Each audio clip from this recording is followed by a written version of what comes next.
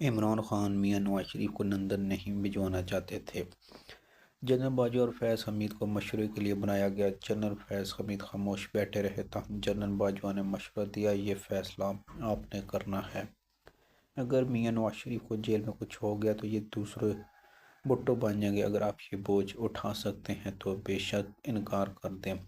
ये मामला बाद अज काबीना में डिस्कस हुआ। फैसल और मुराद सईद ने खुलकर मुखालफत की। फैसल का कहना था कि ये जेल में मरता है तो मरने दें। मुराद सईद ने भी लंबी चौड़ी तकरीरें झाड़ी। ताहम इमरान खान ने शौकत खानम अस्पताल के CEO डॉक्टर फैसल सुल्तान को बुलाया और मामला इन पे छोड़ दिया। जनरल फैज डर गए। इनका खदशा कि डॉक्टर फैसल कहीं दोबारा मेडिकल रिपोर्ट का हुक्म न दे दें।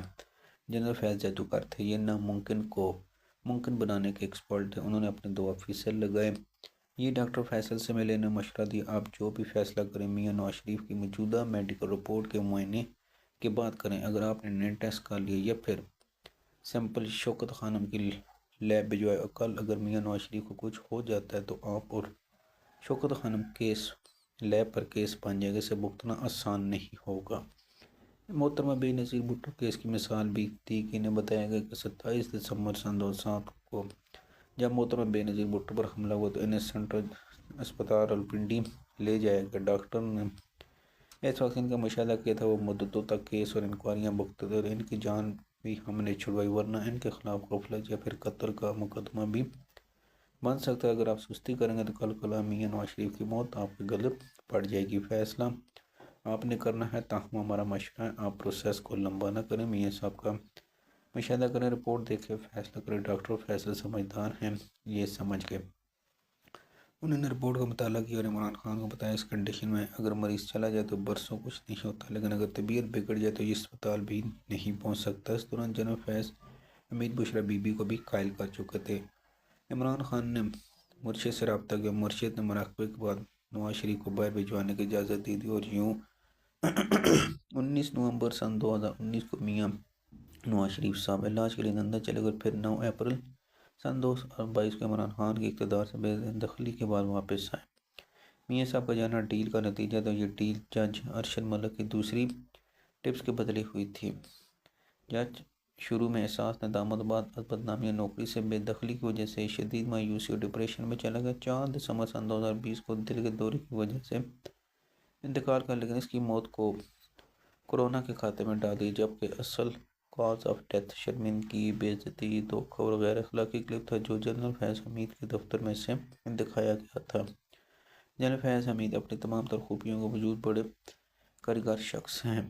ये मसलात के एक्सपर्ट हैं। सामने मौजूदा शख्स को शीशे में उतारना इन पर बस है। इनके बारे में मशहूर है, ये ख्वाजा सराफ औलाद नरीना देकर वापस भेजते हैं। आप इनसे मिलते हैं तो ये आपको खुश और पुरुम्मीद करके भिजवा देते, लेकिन आपके रुखसत होती ही आपकी सारी जड़ें कट चुकी होती थी। इतना बेइंतहा मेहनती और नतीजा देने वाले शख्स थे। 2-3 घंटों से ज़्यादा सोते नहीं थे। जिस काम के पीछे लग जाते या लगा दिए तो वो करते रहते थे। ये सारी खूबियाँ अपनी, लेकिन इनमें 3 खौफनाक खामियाँ थी। ये खामियाँ इनकी तमाम खूबियों को निकल गई। इनकी पहली खामी और अबेशन थी। ये हर सूरत में आर्मी चीफ बनना चाहते थे। इसके लिए ये सब कुछ कुर्बान करने तैयार थे। इनका मंसूबा था ये बुशरा बीबी के ज़रिए आर्मी चीफ बने, इमरान खान को दूसरी बार वज़ीर आज़म बनवाएं, अटेंशन लें, आइन तब्दील करके सदारती निज़ाम लेकर आए। 6 साल आर्मी चीफ रहने के बाद हुकूमत का तख्ता उलट दे। इमरान खान को शरीफ और जरदारी फैमिली की तरह ज़मीन में गाड़ दो, फिर रूसी सदर मीट या चीनी सदर रशी की तरह ताहयात सदर बन जाए।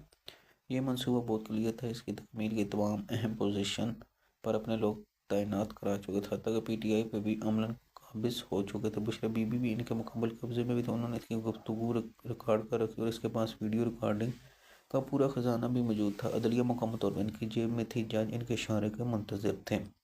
ये सिर्फ चीफ जस्टिस काजी ईसा से गैर मुतमिन। चनाचे मई सन 2019 में इनके खिलाफ रेफरेंस तैयार करके अपनी तरफ से इन्हें भी रातने से हटाना था। काजी साहब के खिलाफ रेफरेंस जनरल फैज़ हमीद ने खुद टाइप किया और बुशरा बीबी के जरिए इसकी मंजूरी भी इमरान खान से कराई कि सदर आरिफ अलवी रेफरेंस के खिलाफ थे, फिर इमरान खान को हुक्म और सदर ने इस पर चुपचाप दस्तखत कर दिए। इनकी दूसरी खामी मालियाती बंदियाती। ये बहुत जल्द बिजनेसमैनों और ठेकेदारों के हत्थे चढ़ के माल बनाना शुरू कर दिया। ये KP और पंजाब में मुख्तलिफ ठेकेदारों को ठेके लेकर देते और इसका 10% इनके भतीजे और भांजे वसूल करते रहे। महमूद खान उस्मान बुज़दार के दौर के ज़्यादातर मनसूबों में रकमें वसूल किया, ताकि इमरान खान के दौर में मेवाली में 200 बेड्स का मदर एंड चाइल्ड केयर अस्पताल और नर्सिंग कॉलेज बना। इसमें भी फैज़ हमीद के ख़ानदान के रुझान ने 10% वसूल किया। चकवाल में जिन फैज़ के घर की तमीर में एक होशरुबा दस्तान है। मैं इसकी तफसील किसी और मौके पर सर सिर्फ एक हकीकत बताता चलूँ, यह घर जब मुकम्मल हुआ तो जनरल फैज़ हमीद ने अपने तमाम कोलीस को दावत दी, इनमें जनरल